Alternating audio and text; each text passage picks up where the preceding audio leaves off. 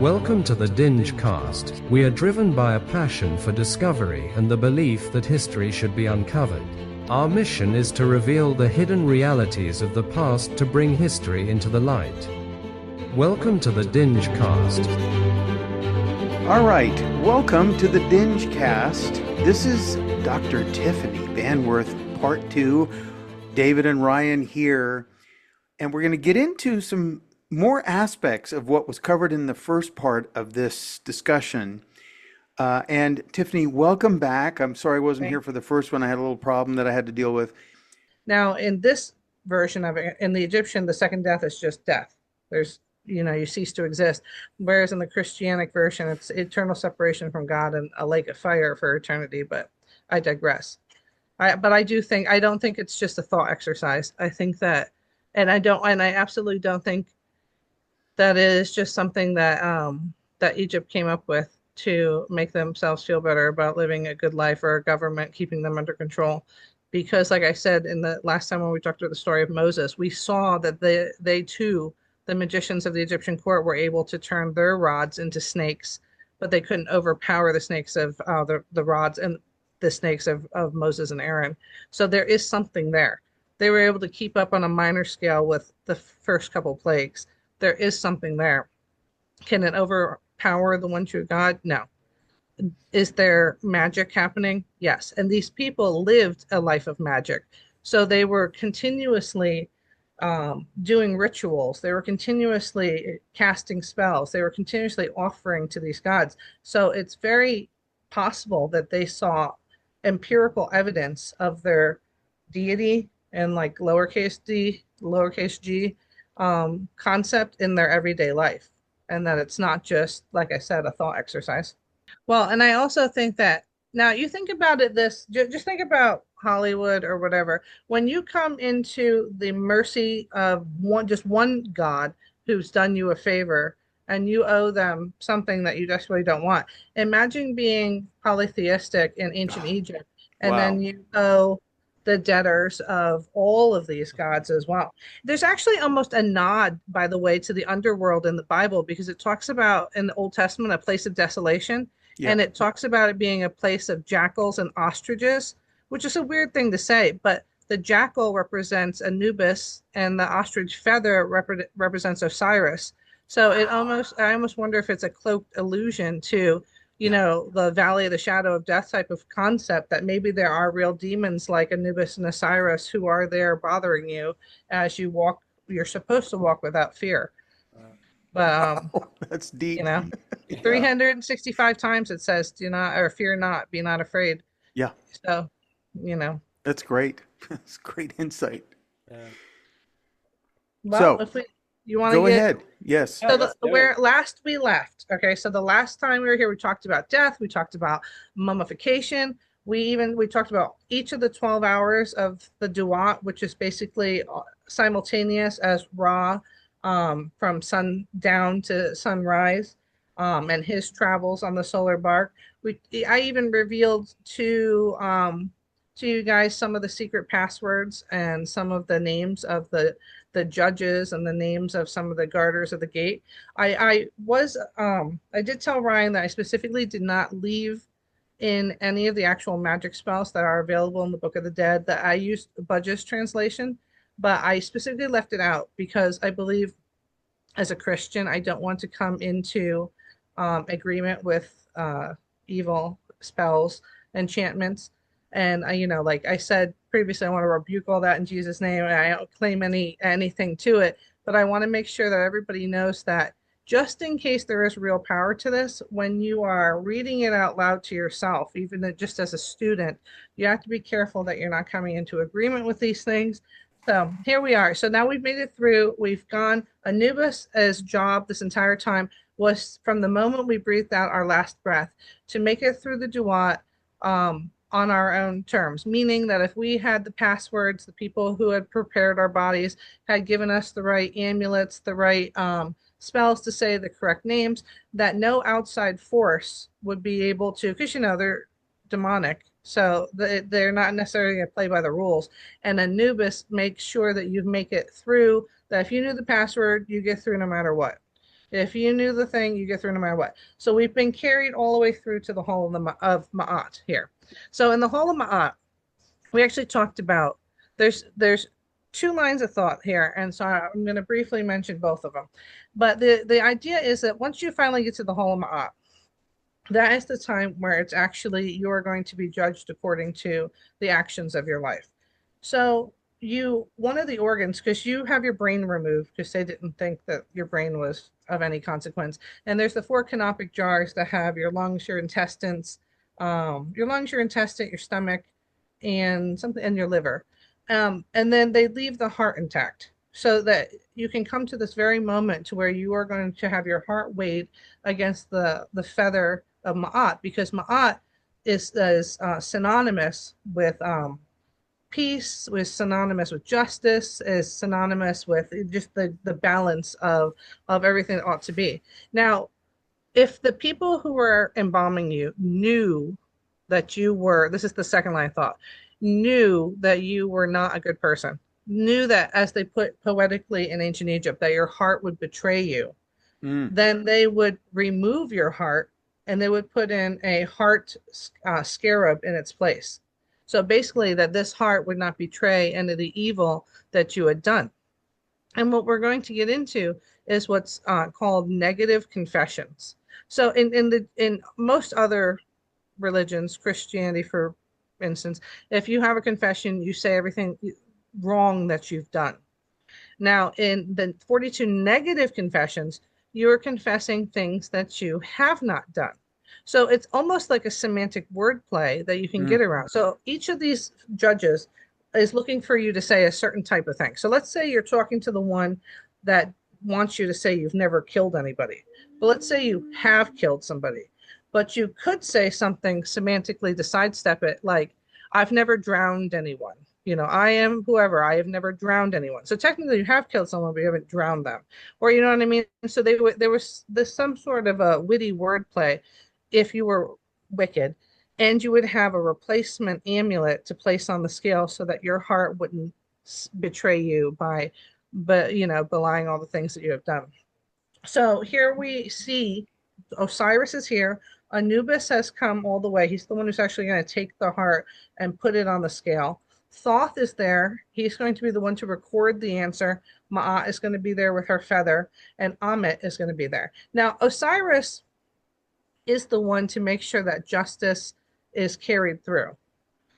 He's the one who makes the ultimate decision. Now, I've never read of anything in the ancient Egyptian text that said that Osiris went against the ruling of the heart on the feather, but there is kind of that undertone that he has that power to do it. So, like, let's say your heart sunk. Osiris technically has that power to override it and make the decision on where you go or not, but he never does. He always makes sure that justice is carried out. So if the heart's too heavy, Ammit, who is like an animal that is three parts, is like hippo, lion, and crocodile, and he devours the heart. The soul is annihilated. And at this point, we were traveling as just the Ba. The Ka was still hanging out in the tomb, eating all of the foods and stuff that had left behind. And the Ba, which is most often depicted as a bird with a human head, is the one that's going through this right now. But sometimes you see them as a human. But let's go to the next one. So if it's balanced, you get to move forward, almost like a chess match. Let's see. So here, this is the Hall of Two Truths. Ma'ati is the final stop before the soul is allowed to go to the field of reeds. Seket A'aru. The deceased have to prove their moral purity and truthfulness. This is provided or presided over by Ma'at, the goddess of truth, justice, and cosmic order. And a lot of times they use the name Ma'at as the word cosmic order. Like when they talk about why Seti erased, scrawled out the names in his temple, where it was, Anubis and Hatshepsut. He claimed that the reason he had to do it, the reason he did do it, was he wanted to restore Ma'at, cosmic order. So she is literally the personification of cosmic order. So, I'm trying to visualize what it might have been like to, and I guess I have to ask, are these practices still in? Still happen. Yeah. I there are temples of ancient Egyptian worship that are starting to pop up I'm because just trying to put myself 5,000 years ago as a well, person who's growing up in this culture. now these stories are handed down from almost the day that you're born, so that you can live your life in accordance to this, so that you Right, don't get devoured by Amit. So in right. 5,000 years ago, everybody knows every little bit of it.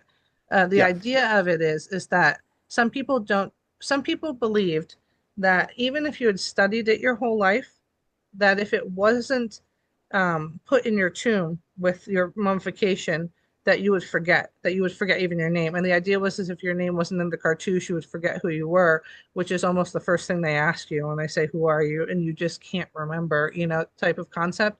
So the idea is even as if you the way that Ryan and I put it last time, it was like as long as you have a good lawyer, you can get out of anything type of concept. But it's like the same way. It's like even if you were a scholar of these things, it seems that if it weren't written in your tomb and the spells weren't said over you, that for some reason you just couldn't really remember it. And the other way is even if you didn't study and you were just a king who lavished himself in wickedness the entire time, it seems like if you had a good high priest, you could get your heart replaced with a heart scarab, all the spells, and make it through.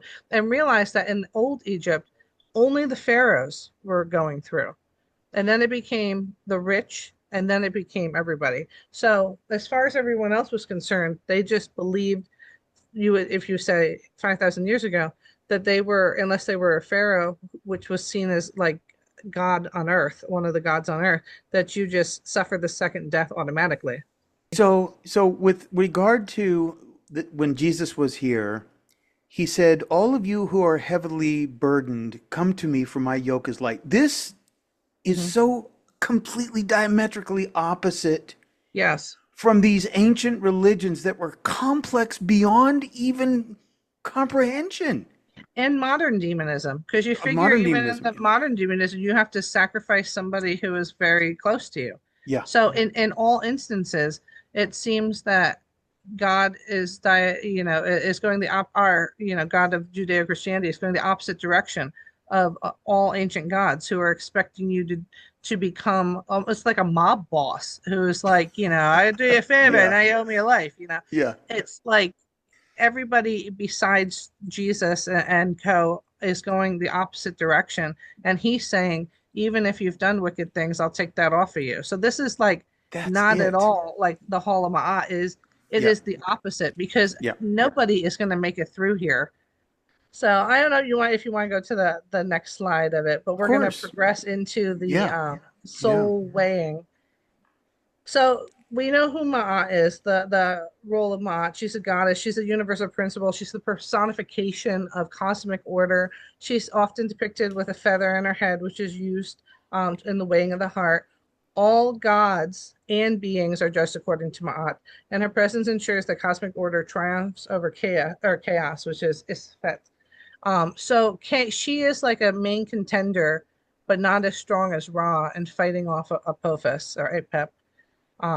But the idea is this is very not a Christian perspective. I hope you understand. This is very much a demonic type of concept.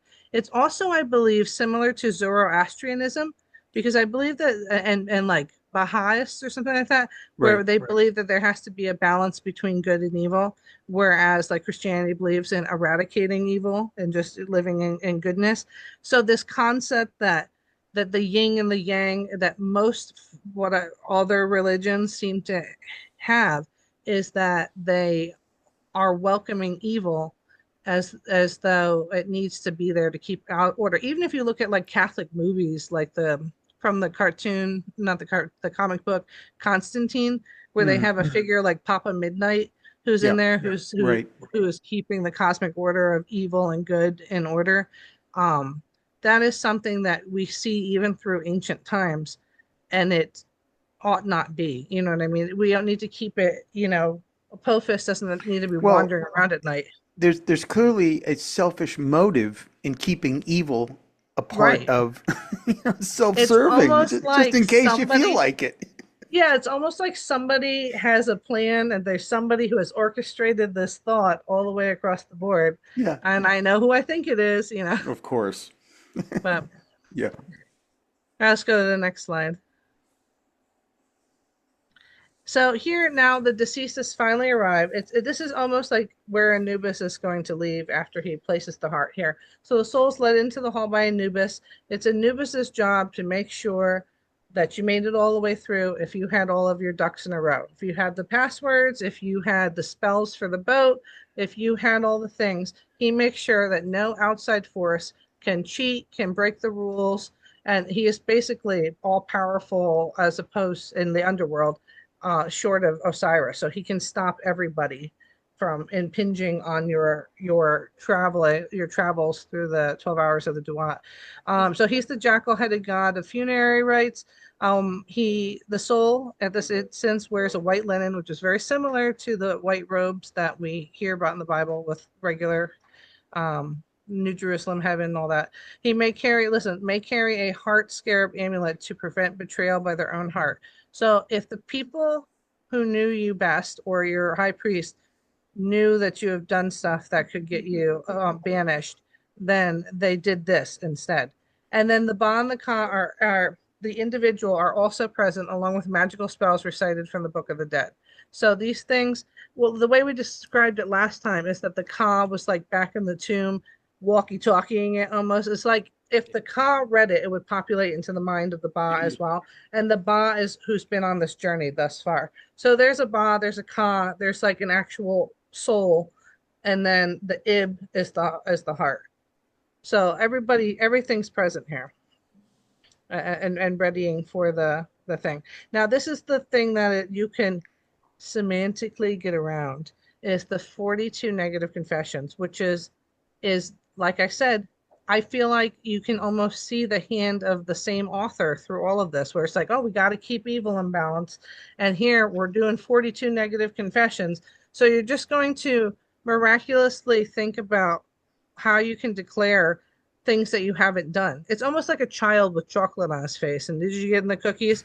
Instead of being able to say, no, you have to be like, well, I didn't eat your candy and I didn't eat dad's steak and I didn't eat this, just did you eat the cookies or not, So this is the 42 negative confessions. The deceased is going to stand before 42 assessors, which are minor deities and cosmic judges. And each one is kind of looking for a certain answer, a certain type of negative confession. I didn't write out the spell, but if somebody wanted to look at this, you must recite the Declaration of Innocence, which is spell 125 of the Book of the Dead. Each statement begins with, I have not. So I have not lied, I have not stolen, I have not murdered.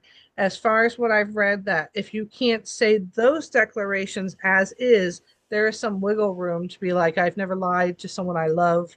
I've never stolen from a widow or a child. Like there were ways that you could flourish kind of around it. And the same thing with I haven't murdered, like I've never strangled, I've never hung someone, I've never whatever. And it says the soul also has to name each of the judges correctly. So this is part of the spiritual test. It's not a law, it's moral accountability. But this is like, it's not just a law, it's moral accountability. But this is why it's so important that it is all in the tomb, because otherwise you're not going to remember this. I mean, even if you were, like I said, a scholar who had practiced this, and for some reason you don't forget it when you cross over, they've made it to where it's almost impossible. You are dependent on another person, which is also a problem, because in Christianity, you're not dependent on a second person for your own salvation. Here, you are post-mortem. So, if you die in the desert by accident because of whatever, and nobody claims your body, then that's the end of it, no matter who you are, no matter how just you are. Now, this is why I think they leave it to where Osiris has some wiggle room, to where he can override it. But it doesn't seem like he ever does. He plays it. He wants to keep the Ma'at in order, the good and the evil in order. So it's like, tough luck, buddy. Even if you were just the best person ever and you didn't get mummified, you didn't get the spells, it doesn't seem like Osiris ever overrides it. But he can. It seems like that the torment of hell begins before death in all of these insane rules and regulations. That's actually a form of living torment, of Yeah. I mean, I don't even know how to say it otherwise. It seems so. And the other thing that comes to my mind is the origins of this philosophy, this belief system. Um, was it concocted over many generations of people? Was it added to? Was it taken away from? I mean, they definitely added to their ability to like mummify properly, but it seems as though there's the same type of vibe from the beginning of time. So if you believe in Adam and Eve, then you also know that immediately there's like Baal and all the other opposing forces that are trying to steal worship, Yeah. from the one true God. Yep. So it seems as though it's been the same major players from the get-go who have Right. just been establishing the same type of vibe. And like we see people like Moloch, it always seems to be that there's always child sacrifice, there's always Yeah. blood shed. Yep. And you see your Molochs and your Baals and the Baphomet and stuff like that. Or it's some people believe it's the same demon, different name type of thing because Yeah. there's Hmm. extreme similarities in it, but it could just be the same ruler that all of these these Just princes of different darkness are ruling or they're living. manifestations. Yeah. Yeah. So it seems like it's gone straight through. Now, obviously, Egypt is mentioned very far back in the Bible because it even talks about how Abraham went to Egypt to escape the drought, and that's why he picked up Hagar, and that was his problem because he was already in the Promised Land, so he's Yeah. supposed to stay in the Promised Land and just trust God to get him through it. So Right. Egypt was there quite almost to the beginning.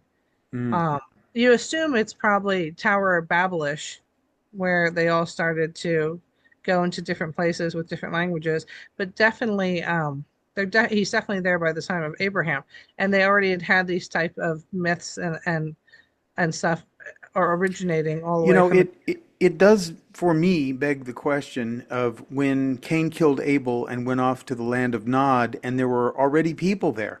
Mm. Already people are already, that's the thing too, is it doesn't seem like, I wonder if there's people there or if there are cast out angels there, Yeah. because he says to God, this is a punishment that is too great for me to bear. I can't go there. They're going to kill me. They're going to do this. They're going to do Mm. whatever. And then God puts the mark of God on him Yeah. as a protection so that they know to stay away from him. Now, if these were just like randos wandering around that didn't worship that God, they would have no understanding of what the mark of God That's a meant. great answer. You know that because it actually does clarify things that there were beings, but not necessarily humans. Right. Yeah. And somebody had recently mentioned to me that there's like a certain amount of craters on the earth that only too short of the amount of angels they believe that were cast out like lightning. So that some Mm. people wonder if those craters are not all. I mean, obviously we know that meteors and stuff have hit the earth as well, Right. but there are ones that don't bear the rest of what seems to be the type of metallic deposits that because we Mm. know that the Egyptians collected meteor metals, like Right. King Tut made himself like a little Knife. knife that had Yeah. it. Hmm. But some people wonder if those little indentions in the earth were when the angels were being booted out, and they were definitely wandering around just Yeah. establishing, and that Yeah. would and he seems to know about it as well. Cain knows about it and is worried about it and doesn't want to be around them. If they were just regular people who were out there, there's no way that they would happen to know about an isolated family like Abraham, or I'm sorry, that like Adam and Eve, and that Cain had killed Abel, because he could have literally just escaped dealing with the Yeah. sorrow he caused with Adam and Eve and wandered into the rest of the people. Because like that Ishmael just disappears and back into Egypt, Yeah. after he's gone. Such a And great point. yeah, like why would they be ready to kill him? Why is he so afraid? And Because why is they are God putting a spiritual stamp on him? entities. Yeah. Yeah. So that's They where they I can fall on read that. him like a book. Yeah, and they'll torment him and they'll Yeah. torture him, and Yeah. God still shows mercy, and because he allows him, even before he kills Abel, he allows him to try to redo a better sacrifice, And then he says to him, evil's waiting at your door. He like warns him, and he Mm. still does it. And then even after he goes ahead and does it, and he's like, Abel's blood is calling to me from the earth.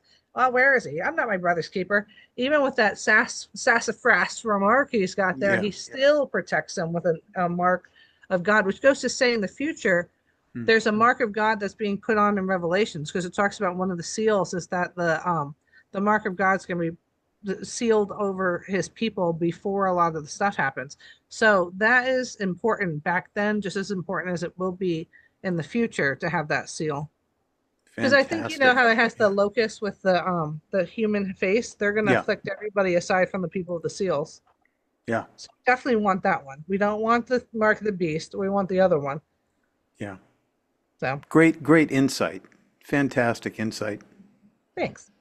So this is like this thing here, the negative confessions. You can semantically bypass it. It's not even like, I know that a lot of the times when people want to over romanticize the concepts of Egypt, they make it sound like you have to be like a knight in shining armor and chivalrous, and that you've made it through because your heart is so pure. Yeah. So here we're to the weighing of the heart. It's the central ritual. It's the reason why you're trying to travel through the 12 hours of Zuwat to begin with. So you place the heart or the scarab. The heart scarab is placed on the great scale on one side by Anubis, and then on the other side, Ma'at places her feather of truth and justice. Anubis is overseeing all of this because he, again, is making sure that nobody's cheating, because sometimes there's other judges and everybody in the room too. So, he's just making sure that nobody's putting stones on the side of the heart to, or even on the side of the feather to cheat. Anubis is keeping it illegal and fair. He's like a referee for an MMA fight. And then the heart represents the conscious, the memory, the identity, Mm. which in the Bible they used to think it was kind of in the gut. They used to think of it as it being in the colon, and now we think of it as being in the mind. I truly, I think of it's in the soul and the spirit, but it's here different people of history assign different body parts for it, and here it was the heart, which is why it was so important that it came through. All right, let's go to the next one. Yeah. Gotta hope that whoever's making the scarab amulet hearts can make them with as little material as possible, right? It's like don't make me a Right, heavy one. Screw this up for it's me. just a lead rock. No. And then Thoth here, he's the divine scribe. He's going to record whatever the results are, truth and honesty. Thoth is an ibis-headed god of writing and wisdom, so he stands by with a scribe's palette. He's going to record the weighing of the outcome. He ensures that the judgment is fair as well, it's balanced, and that the results are going to be eternal. Also, he helps to invoke he invokes spells to make sure that the scale is like free of tampering, or in this instance, interference by chaos. Because even if there wasn't like a god there who was trying to cheat, or whatever, had it out for this person, or was trying to cheat to get him through, chaos in general loved to undo the ma'at, and the cosmic order. So sometimes you would just see chaos, which is personified by both Set and Apophis, trying to get in here and just cause a ruckus. And here it's like they're like always looking over their shoulder. There's multiple gods on this to make sure nobody's sneaking in. Everybody's saying spells to make sure. So it's definitely like It's a a nightmare. balance. Yeah. Yeah, it's like you never know who's safe. And then you have Yeah. to understand, in the minds of the Egyptians, they're thinking, well, which god is going to be the strongest to protect me? That's the one I'm going to give the most sacrifices to and say the Right. most spells to. And Right. you're always a nervous wreck, because God. it's not even as though they were always fair and good. You Yeah. could have given your whole life to them and they could be like, no. And especially in like Roman and Greek mythology, they tended to be mean, or they would just do stuff for their own amusement. Yeah. So it's like never fair. It's never fair. And so here, even the gods are worried about chaos encroaching, which Ryan and I compared to Stephen King's The Langoliers. You know how it had like the time muncher was coming? That's kind of how Yeah. Pothos Yeah. wander through the night sky. So Yeah. we're making sure the Langoliers don't show up for this Oh. Ma'at weighing. Jeez. All right, let's go to the next one. So here's Amit. He's the devourer of the damned. If the heart is heavier than the feather, then the soul is declared impure. Amit is a chimeric demoness with the body of a lion, the hindquarters of a hippo, and the head of a crocodile who's going to devour the heart. The Sounds like soul. people that live in Chicago. Yeah, I was just in Chicago. I can say it's true. The soul suffers the second death. It's erased from existence. So the dead are not tortured; they simply cease to be. But there is a line of thought that people believe that you become a mut, where MUT, where you're just kind of like a body that wanders around and it never finds a place of rest. It doesn't seem like in Budge's translation to agree with that. It says that you just cease to exist, boom, you die. You're erased. You didn't make it. And people are very afraid of that. So it's not so much, they almost would be not afraid to wander, because then that would mean that there might be some sort of a chance to semantically wiggle your way back in. But to be erased from existence was like the absolute worst that they could do. And like we said, sometimes it's not always fair. It's not, you could be a good person, but you didn't have anybody to embalm you, or you didn't have anybody to put your spells in. Of course, And that's still going on to this very day. I mean, you look at people that are uh, on the internet who are erased, yeah, you know, people that are accused of things that they haven't done, and you fall out of favor with other people. I mean, it's all the same thing in the it modern is. terms. Yeah. Yeah, you're canceled. Canceled. Yeah. And the Bible also talks about at the end of time that the what's right is wrong and what's wrong is right. Yeah. So it's like, the people who are, for the most part, obviously, I don't know, some of the people who should be canceled are being canceled. Like, is P. Diddy even getting canceled at this point? Because it Oh seems like no, he's yeah, reading a he's got record too deal. many friends in low places. Yeah, you know what I mean? So it's like, who are they canceling? The Christians who don't sell cakes to Yeah. gay couples? I mean, that's about it. Yeah. Everybody Yeah. else is back in action, Yeah, that's right. and God That's forbid whatever's going to happen to those people that testified against P. Diddy, it's not going to be good. You know, it's the same. It's all who you know in the ancient times and now, and same that's why thing. I think the love of money is the root of all evil. Not money itself, but the love of money and what you'll do to get it. Yeah. Whereas the world is telling you, you need money, you need money. The only way to get out of this is to pay people to do this, and you need a good lawyer. And it works because it's the system of evil in this world Yeah. runs on money and wickedness, and it's the same then. If you were a wicked pharaoh, you still could get out of it. It's the same. There's Except for nothing one more thing, to say. nobody gets out alive. That's true, but then here it's almost the preference because Yeah. the place where they go is better than the place they came from. All right, so we know this heart is in the balance. If it's lighter than the feather, the soul is declared ma'at keru, the true of voice or justified. So they would call them justified souls. That was what you wanted, to be a justified soul.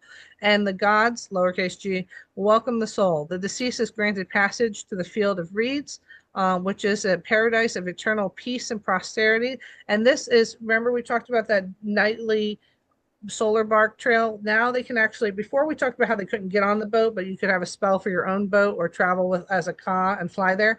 But now that you're a justified soul, you could also join Ra on the solar bark or become an ah. Not to be, ah is not the same as ankh, which means eternity. This is a shining spirit, and that's what you want to be. Or you can get on the boat, you can ride along, you can help Ra, you can row his boat, whatever you want. You can travel back to the land of the living. You can go in the field. Let's go to the next one. So the heart's weighed. You got your justification. The soul, I think it's the same thing again. Let's go Yeah, next. that's right. So the Holomonos is not just a myth, but it reflects the Egyptian ideal of justice and balance. Life was about balance or maintaining Ma'at, which is cosmic order. Like I said, synonymous. People would use that as a word as well as the goddess.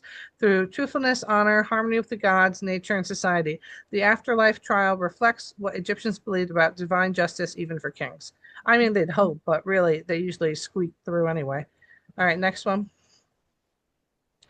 So after judgment, a soul who passes the weighing may enter the field of reeds to be reunited with all their loved ones. They could hang out and just worship all of the gods. They could sail with Ra. They get to live forever. They lived in kind of an idealized Egypt. So it was like in some of Budge's translations, it talks about how it was basically the fig tree. You had your own fig trees, your own house, your own property, your own fields. There was no toil, there was no pain. You didn't get tired. It was like food that grew wonderfully, and you just farmed by picking it up and putting it in a basket, whatever you wanted. You got to enjoy abundance. Their names lived on, protected in cartouches, tomb walls, and rituals of remembrance, which is going to get us to a point shortly. Let's go to the next one. So this is the rundown of what you had to do in the whole Ma'at. So you meet her, Anubis is there, Thoth writes it down. The 42 assessors is you have to say your 42 negative confessions. Amit eats the soul of the unworthy, and the deceased either makes it or doesn't make it. So it's everybody who's present in the whole Ma'at. Sometimes they say Hathor's there as well, and then the soul's components are the Ka. That's what was staying in the tomb. That was the life force stays in the tomb. It needs offerings. That's who you're feeding. The Ba is the personality. It travels, appears as a human-headed bird. That's what walked through the false door and entered through all these trials and the Duat. And then what you want is, and it's almost like how they say in the transformed body that you get in heaven, in Christianity, the Ak is the transfigured spirit. It's the eternal form that joins with the stars. It's sparkling. It's bright.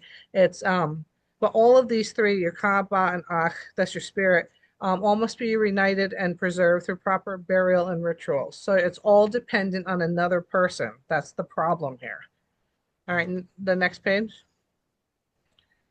So this is the idea of heaven in ancient Egypt. It is a perfect reflection of Egypt. It's green, it's fertile. There's never drought. There's never the red soil that represents chaos. It's all black, Kemetic. It's the soul lives with Osiris and other blessed spirits. There's farming and worshiping. You just enjoy abundance. Everything is wonderful. Your name has to be protected in a cartouche. You must be remembered, or your soul would fade. You don't get destroyed like Amit, but your soul would fade, which also brings to point, like what happens when King Tutankhamun was lost and nobody talked about him until Howard Carter found him. Do you just phase back into existence once your name is on everyone's tongue? Like Hatshepsut, her name was scrawled out of Seti's wall, but now it's written all over museums and stuff like that in cartouches even though they're basically just trying to attract visitors and Egyptomania. But every time you write her name and this ideology inside a cartouche, you are further propagating her strength in Aaru. And so that's a concept to consider. No, absolutely. And then, because Egypt's, people are, it is weird how Egypt has maintained its prevalence. People are so interested in it. Remember in the Victorian era, what they called Egyptomania, where people were starting to rewear the clothes and they were eating mummies, and they made that mummy brown paint from grinding up mummies, and everybody would have a mummy unwrapping party. And people went really gaga over this whole mummy stuff. You've never seen anything like that with any other culture. People aren't freaking out because they found, some Sumerian goddess or something like that, or even Ishtar. But they do here. There's something about Egypt that gets a hold of people's attention and gets them to talk about that again. Okay, let's go to the next. I think we're getting towards the end. Okay. So these are the ways that you could travel. So you've made it through the judging. So you have 3 ways that you can make it through to the paradise. Aaru, Saket Araru. You can ride on the solar bark. You are a justified soul. You can hop on Raj. You don't have to have a special spell for your own. You could just ride on over to Aaru with him. You could just ride around on the boat with him and do his night travels with him. It's up to you. You could still stay in your Ba form as the bird and fly your way over there, or you could walk as a justified soul in what is like a human form, legs and arms and stuff, and just walk there now because you're able to travel. You could be guided by Anubis or Horus, cross canals, celestial geography. You're going to encounter guards and guardians and harvesters, and they're going to welcome you now. They're no longer trying to keep you out of there. But this is a human path, a walk, a reunion, and rest. So you could do any of those. It's up to the person. You could do this on one night, this the next night. You can even come back to the living, it seems to say as well, and visit people or answer answer your relatives. Mhm. So let's go to the next page. So you arrive, it is the mirror image of ideal Egypt. There's no suffering, there's no sickness, no death, just like the heaven in the Bible. The souls are reunited with loved ones, ancestral spirits, personal gods, and the Ka receives offerings from descendants and priests. So it's keeping you satiated in the afterlife. And then daily life, you're going to literally be harvesting. It's like a farm. It talks about it being farming with no toil type of thing. It's very much, it's very similar to Adam's job in the garden before he was cast out. Because remember, one of his punishments for eating the fruit was that he would have to toil in his farming. So it's the idea of toilless gardening, where you just, the fruits and everything just grow. There's no weeds. You just take what you want from it. It's that type of life. So it's the golden reeds are wheat. So the golden wheats in the fields, they never fail, they never rot, they always grow. Um, you're going to build and worship and sing and rest in your homes, resembling the earthly ones. Remember the shabtis? Those are the little figurines that could be clay or stone. They're going to do all of your menial labor for you so you can really live the high life. But they have to have been placed in your tomb before you go. Because again, you have to know people who are willing to go through all of these ritualistic moments to ensure the comfort of your afterlife. So these are the servants who are going to wait on you, which goes to show if they believed in Shabdi figurines, why are they sometimes mummifying your wife or not, or throwing your wife in there and throwing your servants in there and your animals and everybody else, your charioteers, and throwing them in there and killing them as well, when they also believe in Shabtis that could just, the idea, I guess, is that you wanted this specific person to be there for you and not a Shabti to wait on you, so they have to die over this. And then the soul may also visit temples, sail with Ra, or rejoin the stars as Ak, which is, they believe basically that the stars are the glorified souls gleaming up there with remember Nut and Geb separated. So, and then let's see, is there any more? There's no pain, only ma'at, joy and balance. Time is cyclical. The sun rises, so they still have time. See, regular heaven has just all sun, no darkness. This has the same travels of Ra on the solar bark. So the sun's going to rise and set, but no one ages, no one dies. The souls live forever in harmony with the gods. Aru is not static. The soul may grow and learn and even intercede for the living, which is why sometimes they come back to the land of the living. All right, next one. So why A'aru matters in Egyptian theology. So it's the reward for a life lived in accordance. It's the goal of every Egyptian. It's not just a paradise. It's proof of everything they believed in. It's proof of that cosmic order. It's proof of the Ma'at. The soul in A'aru affirms, I lived, I was judged, and I was found true. And let's keep going. We're right near the end. Divine order is restored. Osiris rules the dead with his wisdom.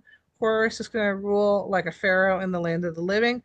Set is defeated or banished or served in limited roles, like he has to fight alongside Ra. And Anubis continues to guide souls and to protect the tombs. So everything is restored and balanced because they're very much about the balance. And then, now here's the thing. This is the question. Does a justified soul remain eternal if their cartouches are later destroyed? So we talked about how souls fade out if people aren't talking about them or if all of your relatives, it's almost kind of vaguely similar to the indulgences that John Tetzel dreamed up to make Pope Leo X's church, where it was like, if you buy an indulgence from the Catholic Church, it's going to get you one step up in purgatory, but you never know where your loved one's supposed soul is and supposed purgatory. Are they going up? Were they almost there? Did they make it? Or, were they almost at the bottom? So you're just buying these things forever. And in the same concept, your family is supposed to be praying for you and feeding you forever. What happens when the people who actually knew you died? So as even farther than that, there were also controlled assassination attempts to where your cartouche is destroyed. So the idea and the question is, is when your cartouche is destroyed. Obviously, if you're traveling, you're still doing the 12 hours of the duat, you didn't make it. Okay, if they scroll out your name and it's nowhere written anywhere, you didn't make it. But what happens when your soul has already been justified? If the name, which is the Ren, is what it's called, Ren, is one of the 5 components of the soul with the Kaaba, Ib, and Ak. So that's what stays in the tomb, what travels, the Ib's the heart, the Ak's when it's the actual spirit.